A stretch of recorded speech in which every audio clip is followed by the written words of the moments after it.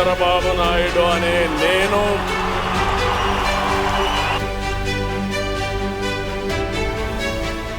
Friends, సరిగ్గా 3 సంవత్సరాల క్రితం ఒక దృశ్యాన్ని మీరు గుర్తు చేసుకుంటే, ఒక విధంగా చెప్పాలంటే బిక్కుమంటూ కోర్టులో, విజయవాడ కోర్టులో ఒక కుర్చీలో కూర్చున్న చంద్రబాబు నాయుడు విజువల్ అయితే మన కళ్ళ ముందు అయితే వస్తుంది. అప్పట్లో ఈ స్కిల్ కేసులో ఆయనపై కేసులు నమోదు చేసింది, ఆయన్ని కోర్టుకి తీసుకెళ్ళింది అప్పటి జగన్ ప్రభుత్వం.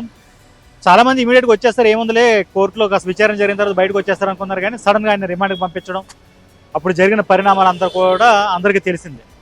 అప్పట్లో ఒక ఫీలింగ్ ఉండేది ఏంటంటే, ఇంకా టీడీపీ పరిస్థితి అయిపోయింది, జస్ట్ 23 ఎమ్మెల్యేలు, 3 ఎంపీలు ఉన్నారు, ఇక పార్టీ సర్వే అవ్వడం కష్టం. అవతల వైపున 151 వరకు సీట్లు, ఎమ్మెల్యే సీట్లు వైసీపీకి వచ్చాయి, ఇంకా కష్టంలో అయిపోయింది టీడీపీ అని అన్నట్టు చాలా పెద్ద ఎత్తున ప్రచారం జరిగింది. టీడీపీలో అప్పటి సీనియర్ నేతలు చాలామంది అదే అభిప్రాయంతో ఉన్నారు. కట్ చేస్తే ఇప్పుడు మొత్తం ఇండియాలోనే చాలా పవర్ఫుల్ సీఎం ఎవరు అంటే అదే చంద్రబాబు నాయుడుగా మారిపోయిన పరిస్థితి కనిపిస్తుంది. ఈ రోజుతో కూటమి ప్రభుత్వం అధికారంలోకి వచ్చి 2 ఏళ్ళు పూర్తవుతుంది కాబట్టి కాస్త పాజిటివ్గా మాట్లాడుకుందాం. చంద్రబాబు నాయుడు ఈ 2 ఏళ్లలో ఎంతలా మారారు, ఎందుకు ఎంత పవర్ఫుల్ సీఎంగా మారారు, ఆయన నుంచి నేర్చుకోవాల్సిన విషయాలు ఏంటి ఈ అకేషన్లో? ఒకటి, మిగతా సీఎంలు చాలామంది ఉన్నారు. ఇంకా చెప్పాలంటే నితీష్ కుమార్ అప్పట్లో చంద్రబాబు నాయుడు కంటే కూడా ఇంకా పవర్ఫుల్గా కనపడ్డారు కూటమి అధికారంలోకి వచ్చినప్పుడు రెండోసారి. కానీ ఇప్పుడు చూస్తే నితీష్ కుమార్ని ఆయన తొలగించి పైకి పంపించేశారు కేంద్రానికి. ఇటువైపు మొత్తం కూడా చంద్రబాబు నాయుడు ఒక్కరే ఎన్డీఏకి ఒక దిక్కుగా కనిపిస్తున్న పరిస్థితి. రీజన్ ఏంటి? ఆయన ఇప్పుడు చంద్రబాబు నాయుడు తన గ్రౌండ్ రియాలిటీని కోల్పోలేదు. 2, చంద్రబాబు నాయుడుకి సంబంధించి క్షేత్రస్థాయిలో ఒక భయంకరమైన, అంటే ఒక అద్భుతమైన నెట్వర్క్ అయితే ఉంది. కార్యకర్తల దగ్గర నుంచి నమ్మకమైనటువంటి నాయకుల వరకు కూడా ఉన్నారు. ముఖ్యంగా జంజీని అట్టి పెట్టుకోగలిగే ఒక సామర్థ్యాన్ని అయితే చంద్రబాబు చూపించారని చెప్పాలి. అంటే ఎస్పెషల్లీ ఇప్పుడున్న జంజీ అన్ని రాజకీయ పార్టీల మీద చాలా కోపాన్ని చూపిస్తున్నాయి. కానీ చంద్రబాబు నాయుడు అప్పుడు అరెస్ట్ అయినప్పుడు ఎవరు పిలవకుండానే హైదరాబాద్లో చాలామంది టెక్ యువత ఎవరైతే ఉన్నారో, చంద్రబాబు నాయుడు సైబరాబాద్ని డెవలప్ చేసినప్పుడు ఉద్యోగాలు పొందిన వాళ్ళు ఎవరైతే ఉన్నారో, వాళ్ళ తర్వాత తరం ఎవరైతే ఉన్నారో వాళ్ళందరూ కూడా చంద్రబాబు నాయుడుకి మద్దతుగా ఒకసారిగా రోడ్ల మీదకి వచ్చారు. అలాగే ఈ డ్వాక్రా కావచ్చు, లేకపోతే మహిళలకు సంబంధించిన కొన్ని అంశాలు కావచ్చు, ఇలాంటి వాళ్ళలో ఎవరైతే చంద్రబాబు ద్వారా బెనిఫిట్ పొందారో వాళ్ళందరూ ఆయనకు అండగా నిలబడ్డారు. ఇదంతా ఒక్క రోజులో జరిగింది కాదు, దశాబ్దాలుగా బిల్డ్ చేసుకుంటూ వచ్చిన ఇమేజ్ అనమాట. అదంతా కూడా ఆయన కష్టకాలంలో ఉన్నప్పుడు ఉపయోగపడింది. ఇప్పుడు కూడా అదే ఆయనకు అండగా నిలబడుతుంది. అందుకనే మోస్ట్ పవర్ఫుల్ సీఎంగా ఆయన మారారు. దాంతోపాటుగా కాలానుగుణంగా వస్తున్న మార్పులని ఆయన అడాప్ట్ చేసుకోగలిగే ఒక పద్ధతిని అయితే మొదటి నుంచి ప్రదర్శిస్తూ వస్తున్నారు. సడన్గా అప్పట్లో ఆయన మీద చాలా విమర్శలు వచ్చాయి, వ్యవసాయాన్ని పెద్దగా పట్టించుకోవట్లేదు, అంతా ఐటీ అంటున్నారు, ఐటీ అన్నం పెడుతుందా, కంప్యూటర్ అన్నం పెడుతుందా అంటే అప్పట్లో ప్రతిపక్షాలు చాలా విమర్శలు చేశాయి. కట్ చేస్తే ఐటీ ఎరా స్టార్ట్ అయినప్పుడు అప్పుడు ఉమ్మడి ఆంధ్ర ఏ స్థాయిలో ముందుకు దూసుకెళ్ళిపోయిందో అందరికీ తెలిసిందే. ఇప్పటికీ ఆయన మీద ప్రత్యర్థులు వేరే విషయాల్లో విమర్శలు చేసినా కూడా ఆయన ఈ ఐటీ పరంగా మాత్రం ఖచ్చితంగా మెచ్చుకుంటూనే ఉంటారు. మీకు గుర్తుందో లేదో, వైఎస్ రాజశేఖర రెడ్డి 2004లో ముఖ్యమంత్రి అయినప్పుడు హైదరాబాద్ని, సైబరాబాద్ని డెవలప్ చేసిన ఘనత అయితే ఖచ్చితంగా చంద్రబాబు నాయుడుకి ఇవ్వాలని ఆయన ఒక ఇంటర్వ్యూలో కూడా చెప్పారు.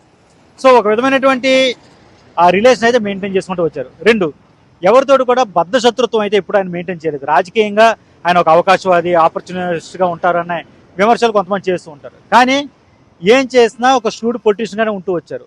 మరీ బద్ధ శత్రుత్వం అయితే ఇప్పుడు లేదు. రాజశేఖర రెడ్డితో అంత వైరుధ్యాలు ఉన్నప్పటికీ కూడా వాళ్ళు ఫ్రెండ్స్గానే మెలిగారు. వాళ్ళిద్దరు నిజానికి చాలా మంచి ఫ్రెండ్స్ అనే అభిప్రాయం చాలా మందిలో ఉంది. ఇక ఆల్రెడీ చెప్పుకున్నట్టు అడాప్ట్ అవ్వడం అన్నట్టు, కొత్తగా వస్తున్న మార్పులను అడాప్ట్ చేసుకుంటాం. ఆయన 70 ఏళ్ళు దాటిపోయింది ఆయన వయసు, బట్ ఇప్పటికీ యూత్ ఆయన ఒక ప్రోగ్రెసివ్ లీడర్గానే చూస్తూ వస్తారు. ఇంకొకటి, సౌత్ ఇండియాకి సంబంధించి ఆయనతో సమానమైన లీడర్ ఎవరో లేకపోవడం. నిన్న మొన్నటిదాకా సిద్ధరామయ్య కనపడేవారు, ఇప్పుడు ఆయన కూడా రాజీనామా చేసి తప్పుకున్న పరిస్థితి. సో ఇప్పుడు సౌత్లో జయలలిత లేరు, కరుణానిధి లేరు, ఓవరాల్గా చంద్రబాబు నాయుడు ఒక్కడే కనిపిస్తున్నారు ఆ స్థాయి లీడర్గా. ఇక నార్త్కి సంబంధించి ఆల్రెడీ నితీష్ కుమార్ కావచ్చు, ఇలాంటి వాళ్ళు మెయిన్ స్ట్రీమ్ నుంచి కాస్త పక్కకు తప్పుకుంటున్న పరిస్థితిగా అనిపిస్తుంది. ఇక అలాగే ఇన్వెస్టర్స్ ఎవరైతే ఉంటారో వాళ్ళని అట్రాక్ట్ చేసుకోవడంలో చంద్రబాబు నాయుడు మించిన వాళ్ళే లేరని చెప్పాలి. దీని మీద కూడా విమర్శలు ఉన్నాయి, వామపక్షాలు కావచ్చు, విపక్షాలు కావచ్చు, ఆయనపై చాలా విమర్శలు చేస్తూ ఉంటాయి. బట్ ఇప్పుడున్న పరిస్థితిలో ఒకవైపున ఆర్థిక సంక్షోభం ఉన్నప్పటికీ ఇన్వెస్ట్ చేయడానికి బిజినెస్ మ్యాన్ అయితే వస్తున్నారు. ఇది చంద్రబాబు నాయుడు కొన్న ఒక యూనిక్ క్వాలిటీ అనే చెప్పాలి. అలాగే ఎవరైతే కొత్తగా ఉన్న తరం ఏదైతే ఉందో ఆ తరానికి అనుగుణంగా తన విధానాలు మార్చుకునే ఒక పద్ధతి. దీంతో పాటుగా వారసుడిగా లోకేష్ అండగా నిలబడ్డం. ఆయన వయసు పెద్దదవుతున్న సమయంలో సరిగ్గా వారసుని ట్రైనప్ చేసుకోగలిగాడు.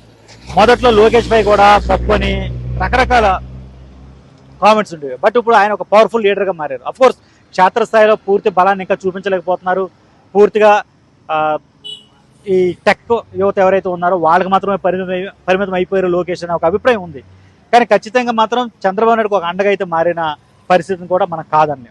ఓవరాల్గా చూసుకుంటే కనుక 3 ఏళ్ల క్రితం చంద్రబాబు నాయుడుని చూస్తే ఆ జైలు వెళ్లే ముందు దిగులుగా ఒక కుర్చీలో కూర్చున్న కోర్టు ఆవరణలో ఉన్న చంద్రబాబు నాయుడు ఫోటోకి ఈరోజు తిరుపతి సభలో 2 ఏళ్లు పూర్తి చేసుకున్న కూటమి విజయోత్సవ సభలో ఆయన చేస్తున్న ప్రసంగం ఏదైతే ఆ వీడియో ఉందో దానికి ఎంత తేడా ఉందో చూస్తే కనుక కొత్త తరానికి వ్యక్తిత్వ పరంగా కూడా ఇది ఒక పాజిటివ్గానే మనం చెప్పాలి. అంటే పరిస్థితులను ఎలా అడాప్ట్ చేసుకోవాలి, ఎలాంటి కష్టాల నుంచి ఎలా బయటకు రావాలి అనేది ఇది ఒక బెస్ట్ ఎగ్జాంపుల్. సాధారణంగా బీజేపీతో పొత్తు ఉన్న వాళ్ళని అంత బాగా ట్రీట్ చేయరు, అంటే లోకల్గా ఉండే లీడర్లని స్థానిక నేతలని ఒక అపప్రద అయితే ఉంది. కానీ చంద్రబాబు నాయుడు విషయంలో ప్రధాని మోదీ కూడా అలాంటి తప్పు ఏమి చేయరు.